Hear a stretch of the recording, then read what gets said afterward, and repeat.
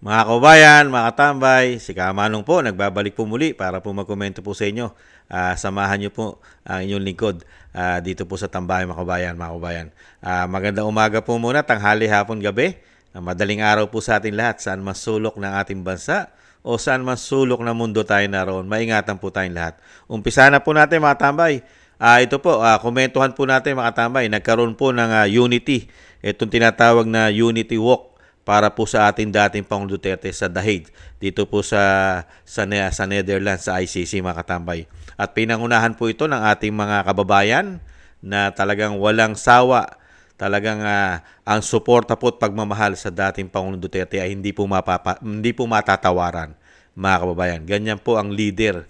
Pagka ang leader mo ay matino at magaling at yung sinasabi may pagmamahal sa bansa, may pagmamahal sa Pilipino, talagang napakahirap pong iwanan ng ganyang klaseng leader, mga kabayan. Ito po, pakinggan po natin. Nagpahayag po at nagsalita ang Attorney Roque, mga tambay. Ang dati pong gabinete, isa po sa gabinete po ito ni dating Pangulong Duterte, ay nahandun din po siya sa The Hague. At may problema rin po siya kinaharap sa gobyerno po ng binagawang Pilipinas. Alam naman po natin yan, mga kabayan, ang nangyayari din po kay Attorney Roque. Pakinggan po natin si Attorney Roque, ang kanya pong talumpati o pahayag, mga kabayan. At komentuhan po natin. Good morning! Good morning! Bring him home! Bring him home! Bring him home! Bring him home! Sana po, habang na si Tatay Digong ay kinukulong nila rito, nalabag sa kanyang karapatang pantao at labag sa soberenya ng Pilipinas, walang pagod ang mga Pilipino na makikisa, magmamarcha at isisigaw, bring him home. Kahapon po, bumisita si Ma'am Elizabeth Zimmerman Duterte.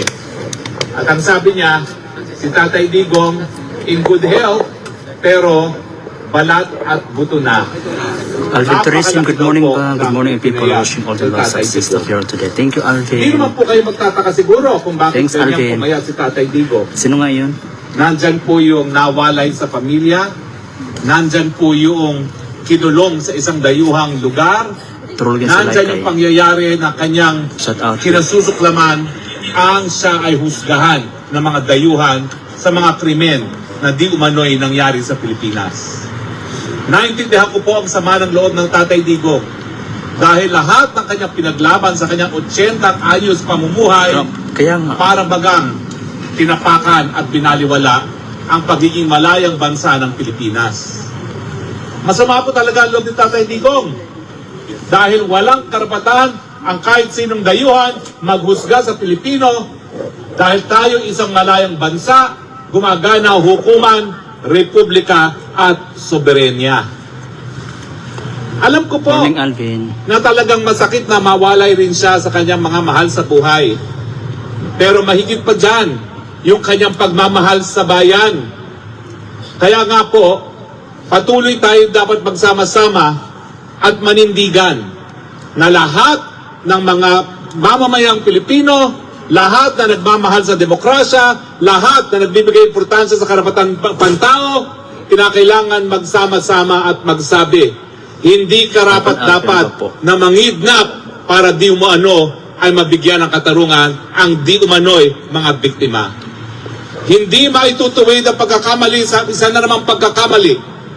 Ang pangingidnap ay mali, full stop, hindi dapat magtuloy ang paglilitis na yan. Iba na ang ating sigaw ngayon, bagamat patuloy pa rin tayo nagsasabing bring him home. Ngayon at malapit na po ang takdang panahon, ang sigaw natin, mga kapatid na Dutch, akala namin kayo'y naninindigan sa karapatang pantao.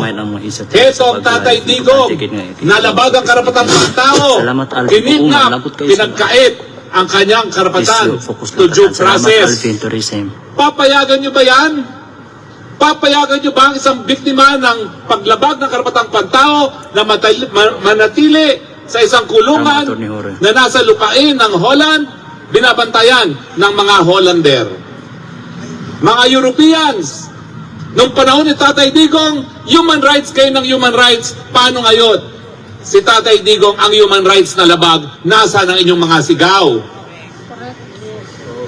Ako po ay nawawala ng pag-asa dyan sa ICC na yan, sa totoo lang. Bakit? Unang-una, wala naman talaga silang linilitis kung hindi doon sa mga galing sa mga mahihirap na bansa.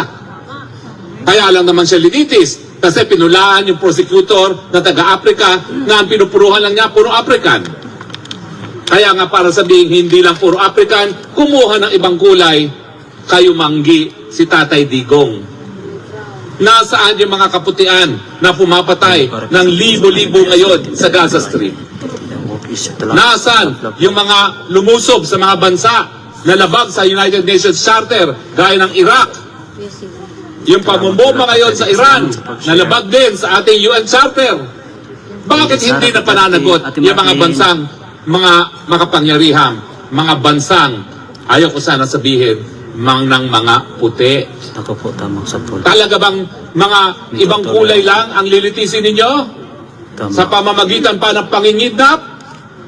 Hindi po katanggap-tanggap yan. At darating po ang panahon na tayo namang mga Pilipino ang siyang dudulog sa hukuman nang sa ganon, mapangalagaan ang karapatan hindi lang po na isang Pilipino kung hindi isang mamamayan, isang tao na merong karapatan, hindi dapat pinagkakait. Sinyales na po yan na gusto nang magmarcha. Tama ba yan? Pero ako po ngayon ay naririto sa Hague at pinabuti ko na rin na i-welcome kayong lahat. Dahil panandalian, ako po'y taga-Hague habang ang Pilipinas ay meron pang mga bangag.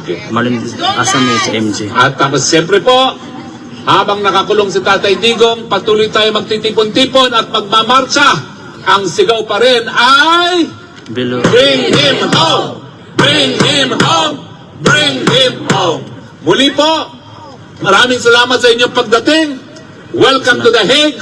At ipatuloy po natin ang laban. Mabuhay po si Tatay Digong! Mabuhay po Inday Sara Duterte! Inday Sara Duterte! Mabuhay po ang Republika ng Pilipinas! Yan po mga tambay, yan po ay kaganapan po yan. Kanina po doon sa kanila mga tambay, nagkaroon po sila ng Unity Walk po para iparating po sa The Hague at syempre po sa mga kinaukulan po diyan po sa Netherlands na talaga yung ginawa po nila ayon po kay Atty. Roque ay grabe po, kidnapping at walang jurisdiction po sa atin ang bansa o sinasabing itong International Criminal Court. Totoo po yun mga tambay. At totoo rin po yung sinasabi ni Atty. Roque. Nung mga panahon, hinahanapan nila ng human rights. Noong panahon ni sigaw nila kay dating Pangulong Duterte. Pero yung ginawa po kay dating Pangulong Duterte ngayon, kidnapping ang ginawa, di umano. Pero wala pong sumisigaw ng human rights para kay dating Pangulong Duterte. Nakita nyo po, nagsasabwatan yata. Hindi po ba? Dahil ngayon, masasabi mo, pati po itong ICC, mukha po yatang makakaliwa. Hindi kaya sumusuporta rin ito sa makakaliwa? Dito sa sinasabing CPP, NPA, NDF?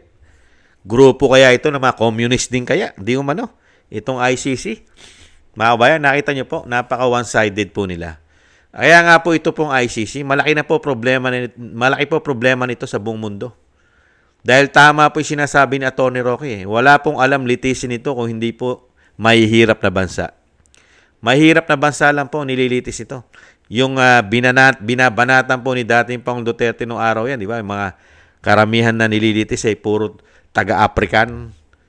Ngayon, dahil nga po na pinulitika, dahil meron tayong naupo na tinatawag nilang bangag at tinatawag nilang addictus at tinatawag nilang sumisinghot ng coke at sumisinghot ng pulburon. Ayan, ganyan po nangyari.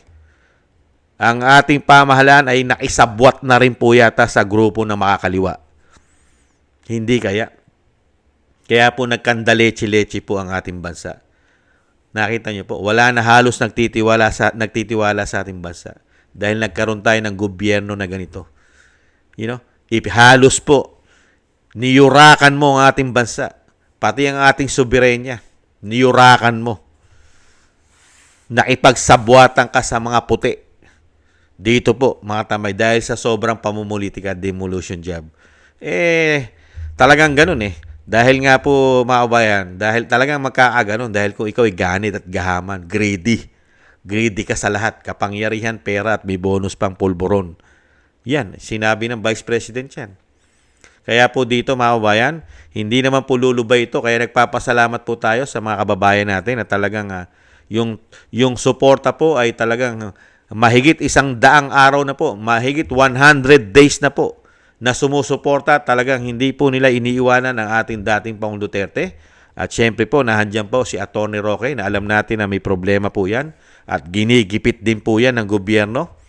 Mga kababayan, ay buti po at least maraming salamat po, nagpapasalamat po ang inyong lingkod si Kamanong sa mga kababayan natin na 100% ang pagmamahal at suporta sa dating Pangulong Duterte sa kabila na nagsalita na po ang ating dating Pangulong Duterte dahil siya po inaawa na rin sa ating mga kababayan yung sa pahayag po ni Ma'am Elizabeth Zimmerman na pinauuwi na nga po sila dahil nga po napakarami na o napakalaking gastos na rin po ang nawawala po sa ating mga kababayan dito po sa pagbabantay at pagmamahal sa dating Pangulong Duterte.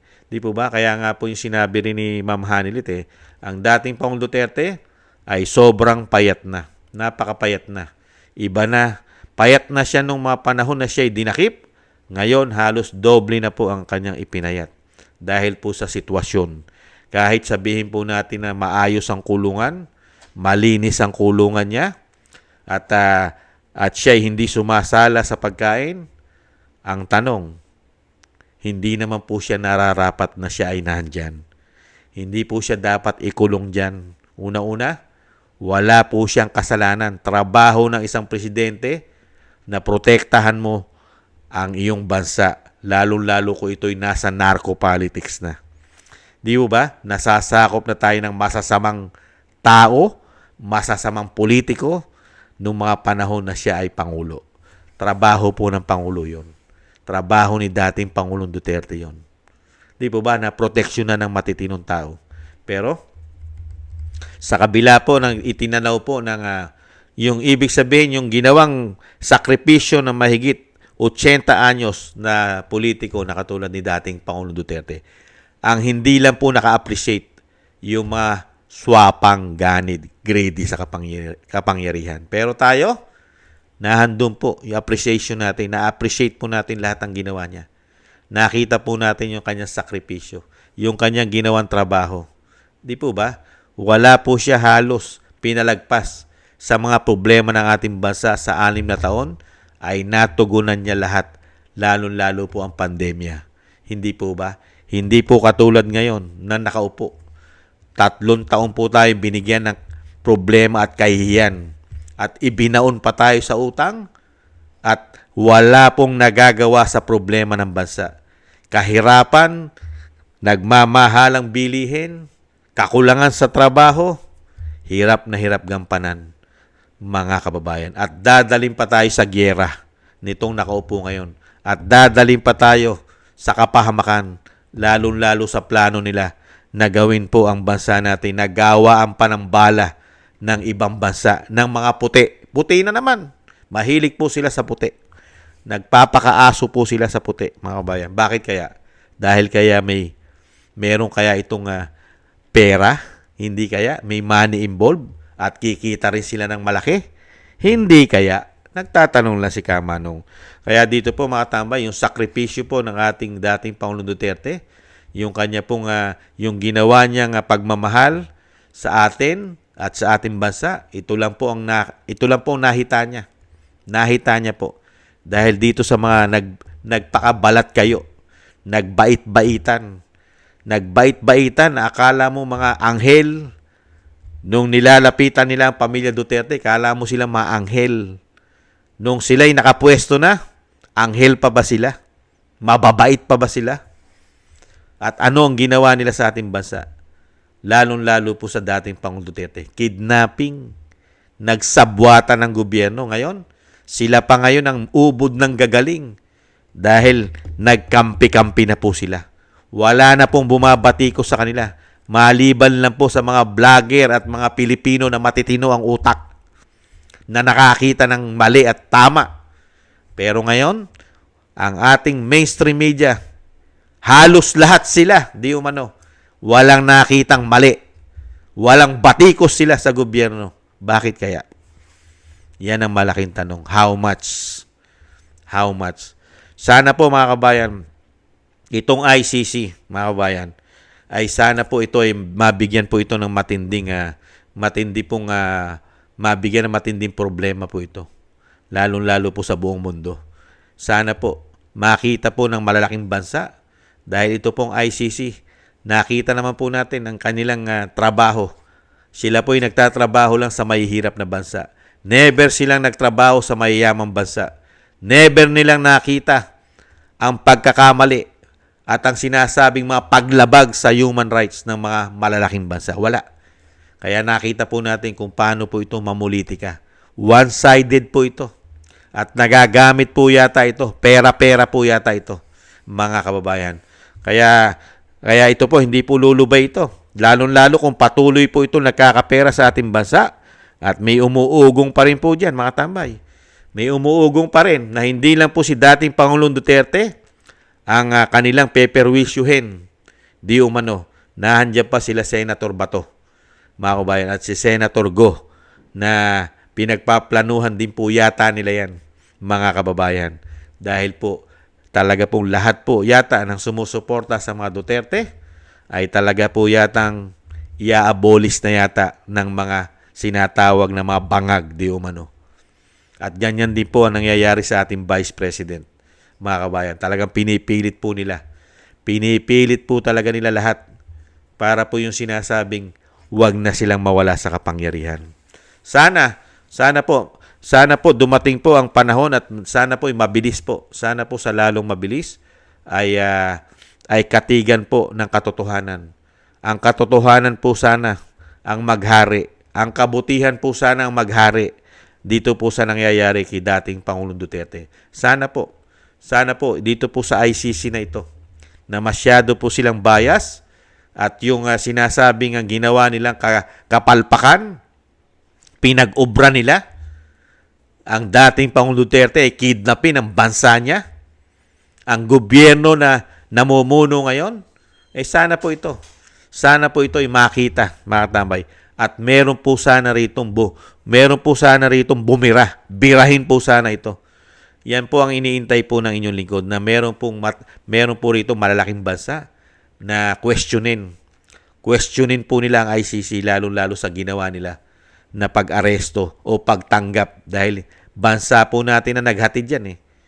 Sana po meron po dyan mga bansa na batikusin po ang ICC, batikusin po ang kanilang ginagawa na talagang sumasama na sila o sinasabing nababayaran na yata sila ng pera para lang dito kahit mali ay itinatama nilang pilit, mga kababayan.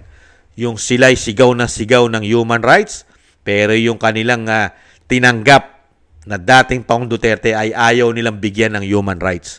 Diyan ka magtataka at ayaw pa nilang palabasin, mga kababayan. Una-una, wala na po silang sakop. Hindi na po nila tayo nasasakop eh.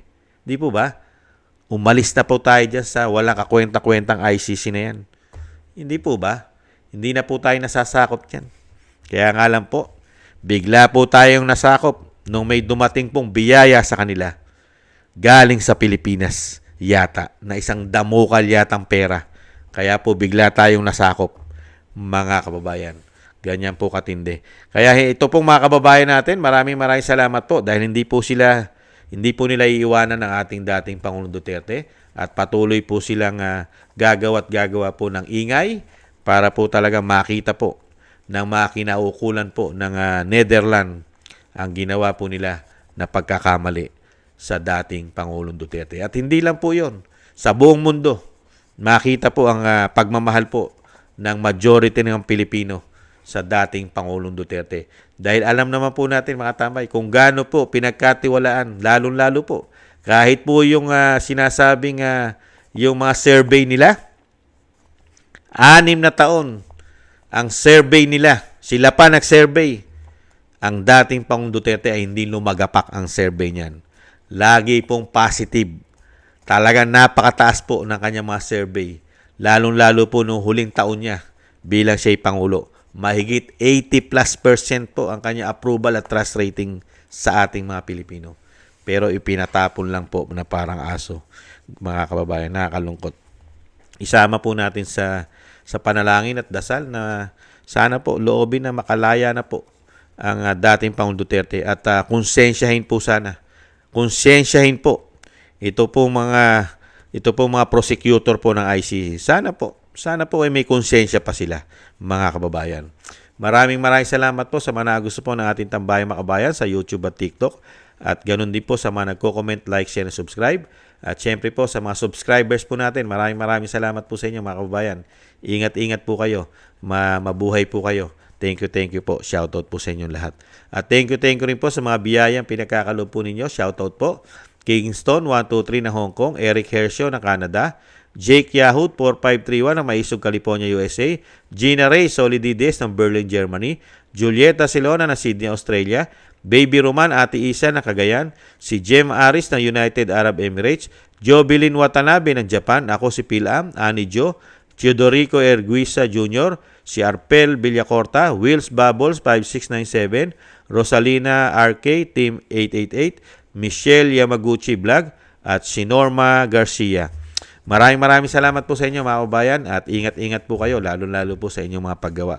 At syempre po, mga kababayan, yung lagi ko pong pakiusap na sana po pagsama-samahin po natin ang ating po mga dasal at panalangin na maingatan po ang pamilya Duterte, ang ating Vice President, at lalong-lalo po ang dating Pangulong Duterte na maingatan po ang kanyang kalusugan, ang kanyang buhay ay madugtungan pa po ng mahaba at makasama pa po natin sa ating bansa at makauwi po siya sa lalong mabilis sa ating bansa, mga kababayan. Isama po natin sa ating mga panalangin at dasal. Maraming salamat po. Muli po, mga tambay, thank you po. Happy weekends po. Ingat-ingat po tayo. Paalam. Sa muli. Bye-bye.